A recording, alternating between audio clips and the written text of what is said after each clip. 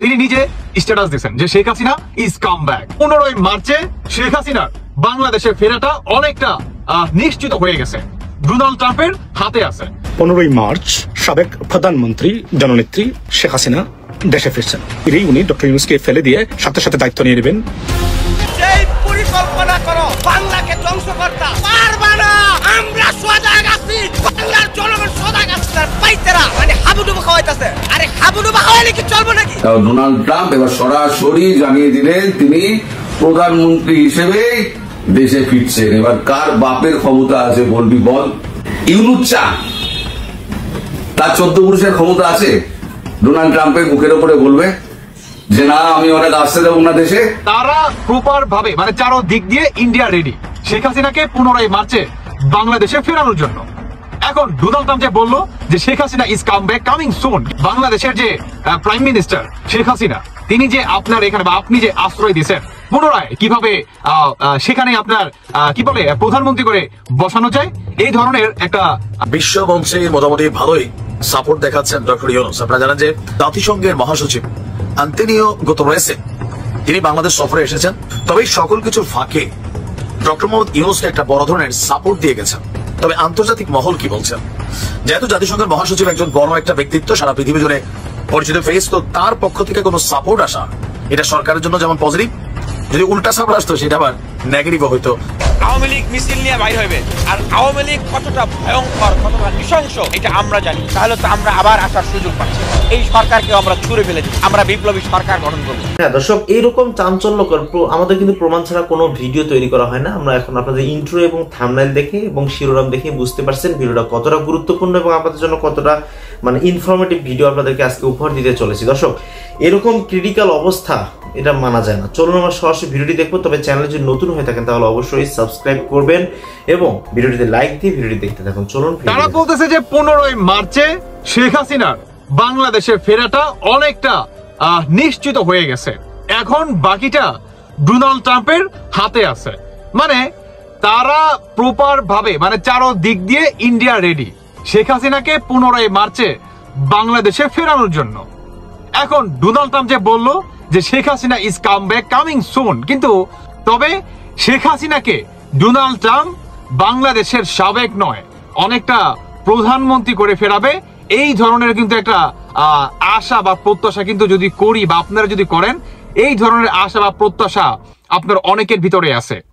তবে আপনার ডোনাল্ড ট্রাম্পের যে বক্তব্য সেটি হচ্ছে বাংলাদেশে যে জুলাই মাসে আন্দোলন, আগস্ট মাসের যে মানে সমস্ত কিছু একের পর এক তারা তদন্ত করে দেখবে এবং আমাদের বাংলাদেশের প্রসঙ্গে আপনার ইন্ডিয়ার যে নরেন্দ্র মোদী আছে ওনাকে দায়িত্ব দেওয়া হয় যে বাংলাদেশের যে প্রাইম মিনিস্টার শেখ হাসিনা তিনি যে আপনার এখানে বা আপনি যে আশ্রয় দিয়েছেন পুনরায় কিভাবে সেখানে আপনার কি বলে প্রধানমন্ত্রী করে বসানো যায়, এই ধরনের একটা কি বলে তুরুপের তাস হিসাবে কাজ করবে এই নরেন্দ্র মোদী বা ইন্ডিয়া।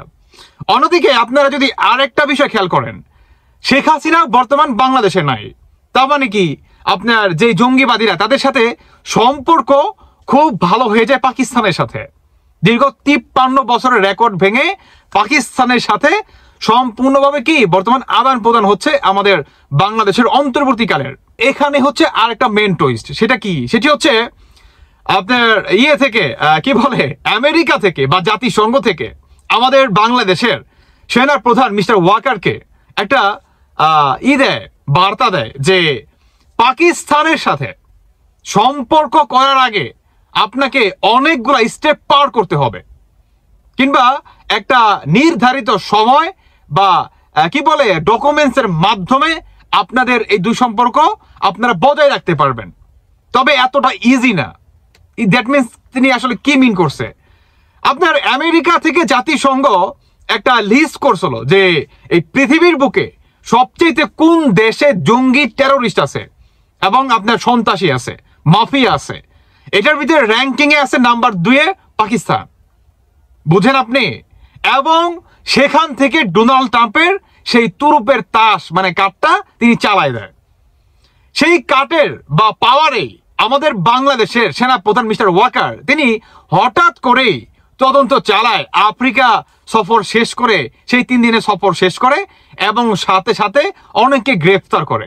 এবং আমাদের বাংলাদেশের সেনানিবাসে ক্যান্টনমেন্টে কিন্তু আপনার অনেক পাকিস্তানি পন্থী কিংবা পাকিস্তানির দালালগুলোরা কিন্তু ছিল এবং আমেরিকার আপনার কথা মোতাবেক তাদেরকে গ্রেফতার করা হয়।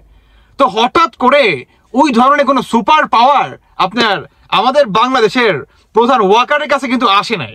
তাহলে হঠাৎ করে তিনি গ্রেফতার করছে ওই যে আমেরিকার কথার অনুযায়ী। তার মানে কি, শেখ হাসিনা বর্তমান বাংলাদেশে নাই, পাকিস্তানের সাথে অন্তর্বর্তীকালে সম্পর্ক বেশ ভালো, কিন্তু এখানে ডোনাল্ড ট্রাম্প এসে পুরো ভেবাচাকা লাগাই দিছে যে আপনি সম্পর্ক রাখবেন বেশ ভালো কথা, কিন্তু অনেক হার্ড ডকুমেন্টসের মাধ্যম দিয়ে, জাতিসংঘের মাধ্যম দিয়ে তারপর আপনাকে সম্পর্কটা বজায় রাখতে হবে। কারণ এই পাকিস্তান হচ্ছে পুরো বিশ্বের ভিতরে 2 নাম্বার র্যাঙ্কিং এ আছে। বিশ্ব মঞ্চে মোটামুটি ভালোই সাপোর্ট দেখাচ্ছেন ডক্টর ইউনূস। আপনারা জানেন যে আজকে বাংলাদেশে আমাদের জাতিসংঘের মহাসচিব আন্তোনিও গুতেরেস তিনি বাংলাদেশ সফরে এসেছেন, সরকারের সাথে কথা বলেছেন, কাজও করছেন, ইফতারের দৃশ্য আমরা দেখেছি। তবে এই সকল কিছুর ফাঁকে ডক্টর মোহাম্মদ ইউনূসকে একটা বড় ধরনের সাপোর্ট দিয়ে গেছেন। আর আগামী দিনে নির্বাচন ইস্যুতে যে সংস্কার বিষয়টা এক ধরনের বিতর্কেই আমরা দেখছি, বিএনপি বা অন্যান্যদের বক্তব্যের মাধ্যমে একটা পয়েন্ট হয়ে গেছে যে সংস্কার হবে নাকি হবে না, কতদিন হবে, এই সংস্কার আদৌ দরকার কিনা, নানান বক্তব্য, মত দ্বিমত, পার্থক্য কিন্তু আমরা দেখছি। এটা নিয়ে রাজনৈতিক একটা উত্তেজনা আছে। তবে আন্তর্জাতিক মহল কি বলছেন? যেহেতু জাতিসংঘের মহাসচিব একজন বড় একটা ব্যক্তিত্ব, সারা পৃথিবী জুড়ে পরিচিত ফেস, তো তার পক্ষ থেকে কোনো সাপোর্ট আসা এটা সরকারের জন্য যেমন পজিটিভ, যদি উল্টা সাপোর্ট আসতো সেটা আবার নেগেটিভ হইতো। চলুন দেখি। সফররত জাতিসংঘ মহাসচিব আন্তোনিও গুতেরেস তিনি বলছেন বাংলাদেশের অন্তর্বর্তী সরকারের উদ্যোগে এই যে সংস্কার কর্মসূচি আছে এটার প্রতি তাদের পূর্ণ সমর্থন রয়েছে। এখন এই কথাটার মিনিংস কি? ধরেন সংস্কারের বিপরীতে যদি দেশের রাজনৈতিক দলগুলো অবস্থান নেয়, ডক্টর ইউনূসের উপর চাপ প্রয়োগ করে, তাহলে আন্তর্জাতিকভাবে একটা সাপোর্ট কিন্তু ডক্টর ইউনূস পাবেন, অথবা যে রাজনৈতিক দলগুলো আছে তারা একটা বিপরীত চাপ কিন্তু ফিল করবে। জাতিসংঘ মহাসচিব আপনার ডক্টর ইউনূসের সাথে সাক্ষাৎকার করেছেন, সেখানে এই মুহূর্তে বাংলাদেশ নিয়ে তার চিন্তা ভাবনা, তার অবস্থান এবং টোটাল তার সরকারের পজিটিভ নেগেটিভ সকল কিছুই তিনি আপনার সংক্ষিপ্তভাবে প্রকাশ করেছেন। মহাসচিব বলছেন যে আমি সংস্কার কর্মসূচির প্রতি আমাদের সম্পূর্ণ প্রতিশ্রুতি প্রকাশ করতে চাই। আমরা আপনাদের সংস্কার প্রচেষ্টাকে সমর্থন দিতে এখানে এসেছি। তার মানে মহাসচিব কেন আছে? ডক্টর ইউনূসকে সমর্থন দিতে। আমরা আপনাদের সর্বোত্তম সফলতা কামনা করি, যে কোনো সহযোগিতা লাগলে আমাদের জানান। তিনি বলছেন যে এই সংস্কার প্রক্রিয়াটি অবাধ এবং সুষ্ঠু নির্বাচন এবং দেশে একটি বাস্তব রূপান্তর নিশ্চিত করবে। আমি জানি যে সংস্কার প্রক্রিয়াটি জটিল হতে পারে, তারপরেও তিনি বলছেন যে সংস্কার যেন সরকার করে। এরপর পরে আমরা দেখলাম সরকারের পক্ষ থেকে একটা বিবৃতি আসছে, এই যে ডিসেম্বরে নির্বাচন হওয়ার যে কথা ছিল, এখান থেকে আবার কিছুটা নিজেদের অবস্থান থেকে পিছিয়ে গেছে আজকে ডক্টর মোহাম্মদ ইউনূস। তিনি তার বক্তব্যের মধ্যে বলছিলেন অল্প সংস্কার চাইলে ডিসেম্বর, বেশি সংস্কার চাইলে, এর আগে প্রেস সচিব শফিক বলছিলেন যে এটা মার্চ পর্যন্ত, কিন্তু আজকে ঘুরে ফিরে আবার ওই যে প্রথমে আমরা বলছিলাম 2026-এর জুন, আজকে কিন্তু আবারও ডক্টর মোহাম্মদ ইউনূস মার্চের বিপরীতে তিনি আবার জুন মেনশন করেছেন যে একটু বড় আকারে সংস্কার করতে চাইলে এই সংস্কার প্রক্রিয়াটা আপনার 2026-এর জুন পর্যন্ত যাবে এবং এরপর হয়তো নির্বাচন। তো ঘুরে ফিরে আমরা যদি দেখি, তিনি তার বক্তব্য জানিয়েছেন যে কমিশন গঠন করা হয়েছে, 10টি রাজনৈতিক দল মতামত দিয়েছে, 6টি কমিশন সুপারিশ দিচ্ছে, নানান বক্তব্য। তো নানান বক্তব্যের মাঝে তিনি বারবার দুইটা জিনিস এখানে কানেক্ট করার চেষ্টা করছেন, সংক্ষিপ্ত, বৃহৎ।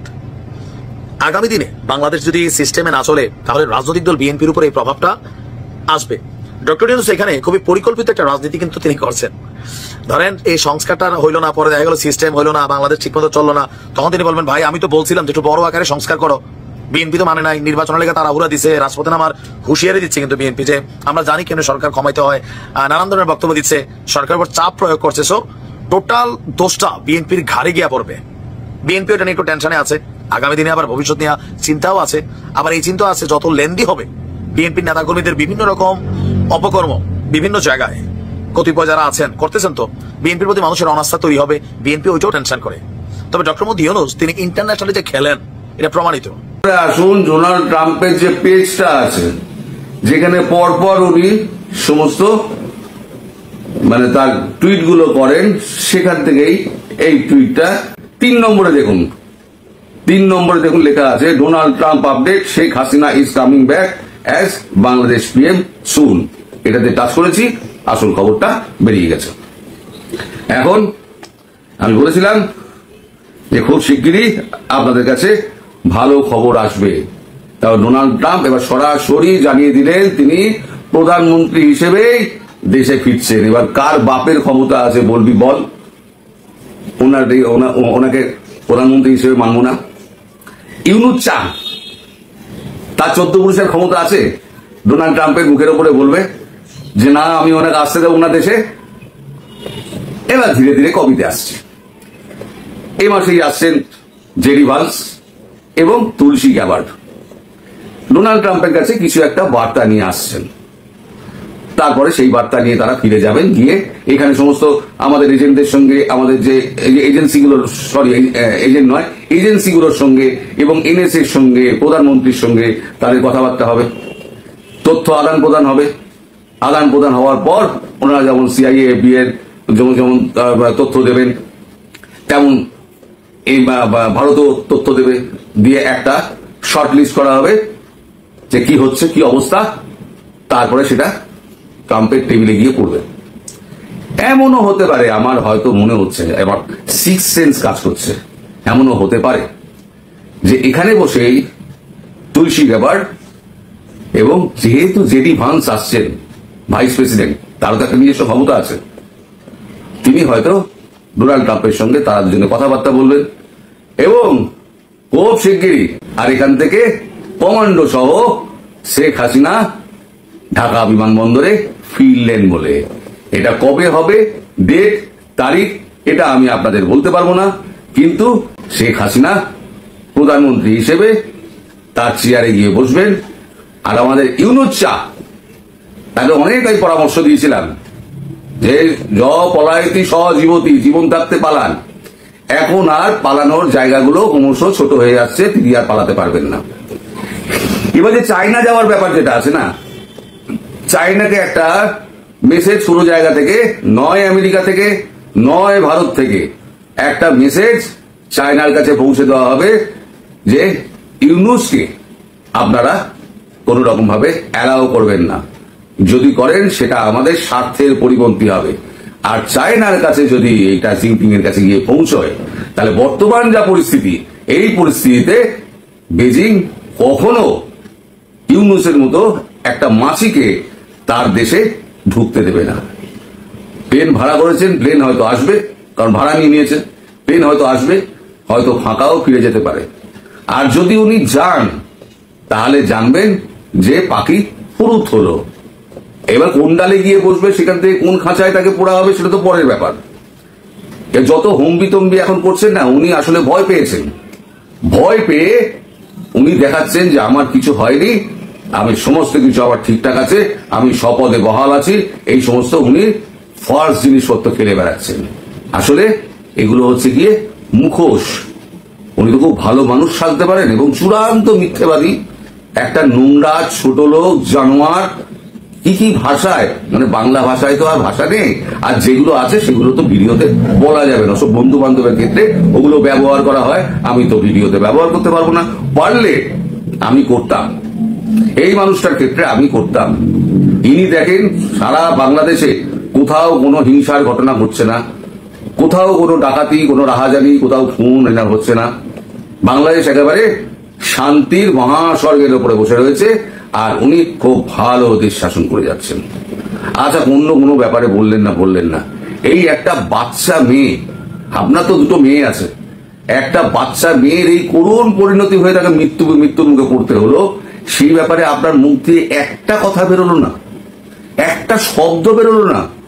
আপনি এতটাই পাষাণ হৃদয়। দর্শক, দেশের রাজনৈতিক প্রেক্ষাপটকে ঘিরে বিভিন্ন সময় বিভিন্ন কাহিনী চলতেছে, তবে এই ব্যাপারগুলো নিয়ে আপনাদের মন্তব্য কি সেটা আমাদের কনভার্সে জানিয়ে দিন। এবং বাংলাদেশের প্রেক্ষাপটে ডক্টর ইউনুস কতদিন পর্যন্ত দেশে থাকলে আমাদের দেশ একটি উন্নত দেশ হিসেবে গড়তে পারে। দর্শক, এই ব্যাপারগুলো আপনাদের মন্তব্য অবশ্যই কনভার্সে জানান। আজকে এই পর্যন্তই, আল্লাহ হাফেজ।